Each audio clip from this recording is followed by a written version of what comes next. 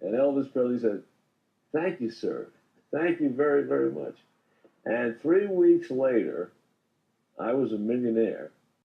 Elvis helps to make you at 25 or 26 a very wealthy man. How did you and Elvis hook up? I had a dream one night, and I used to keep a pen, and I still do, keep a pen and a pencil at my bedside. And I got up and I wrote, Jerry Weintraub presents Elvis at Madison Square Garden. And I woke my wife up at 3 o'clock in the morning. And I said, look at this. And I showed it to her. And she said, do you know Elvis Presley? I said, and I would, I was nobody then. I was doing a few little shows at the Brooklyn Paramount. And she said, do you know Elvis Presley? I said, no. She said, well, how are you going to present Elvis Presley at Madison Square Garden? I said, I'm going to present Elvis Presley at Madison Square Garden. She said, why don't you go to sleep? It's 3 o'clock in the morning and you get up at 4:30 as it is. You're crazy.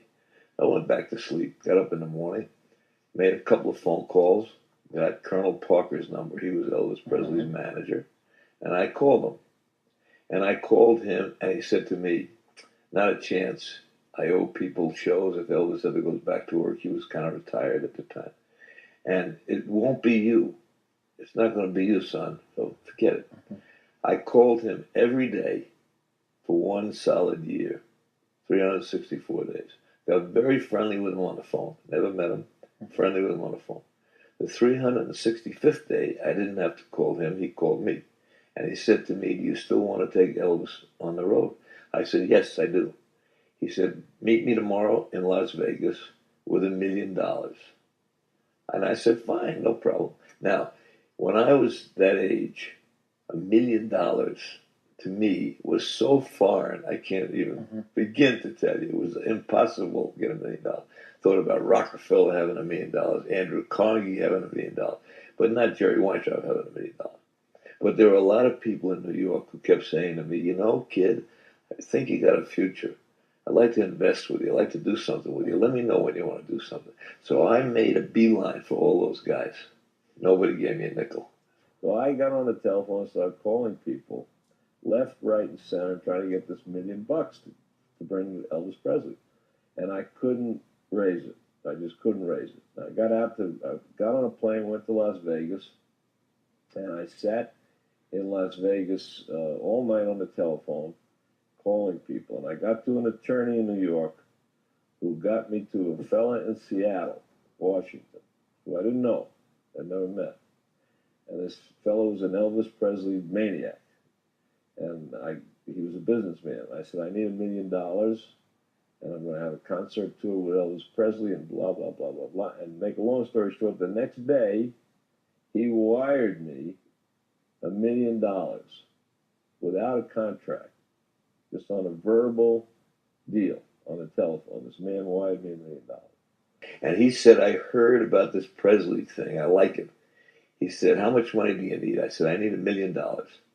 He said, what will I get for the $1 million? I said, you get half of my concert company. He said, let's make this clear. I get half of your concert company and the Elvis Presley tours for $1 million. I said, yes. He said, okay, I like it. Send your lawyers to Seattle, and they can meet with my lawyers, and we'll figure out a deal.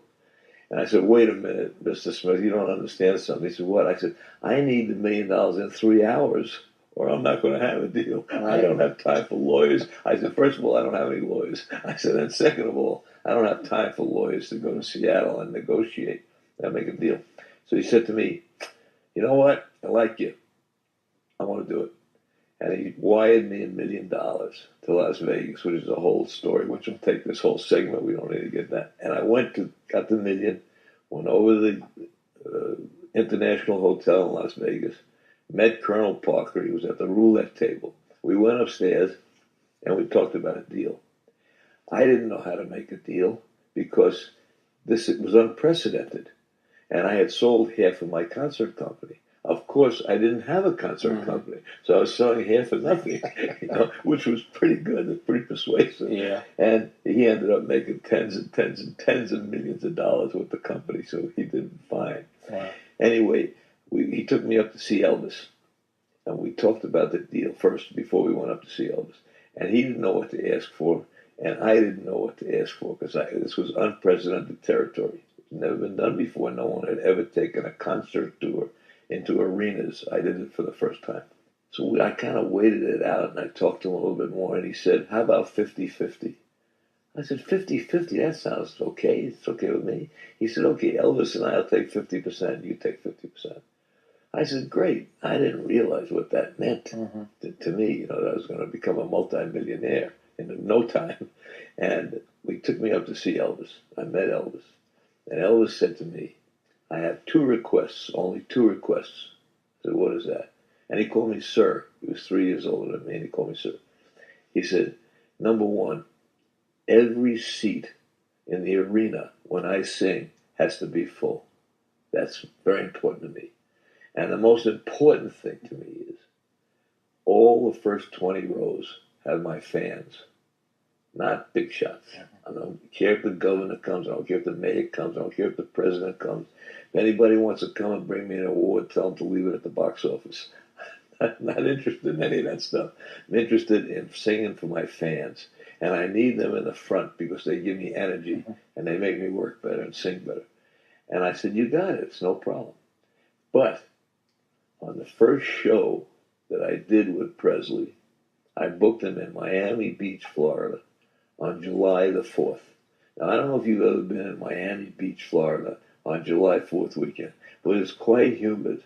And most of the Floridians that have any brains get out of town. They don't want to be there. But I sold the show out anyway. It was at the convention center, 10,000 seats. And I called down there and they said, you're sold out. It's just unbelievable. It's fantastic, Jerry. It's a fantastic thing. I said, great.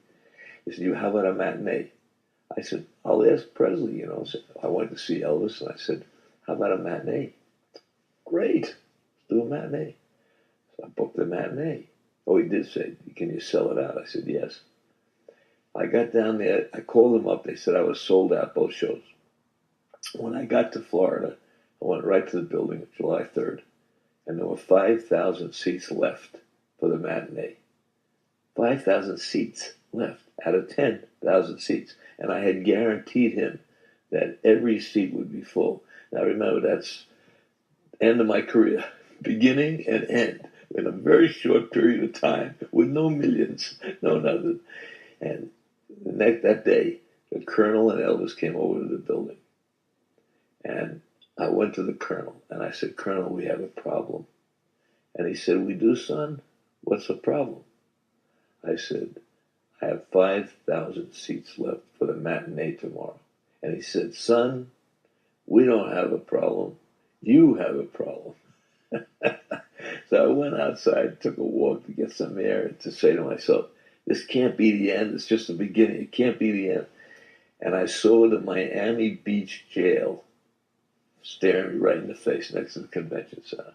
And I went into the jail, and I went to the warden, and I said, how many prisoners you got here? He said, I don't know, 300, 400, whatever it was. I said, I need to hire them to come into the Miami Beach Convention Center and take 5,000 seats out of it, put them in the parking lot, cover it over with a tarp, and then after the first show, I need them to come back, put the seats back in the convention center so that I have 10,000 seats for the nighttime show. And I did it, and it worked.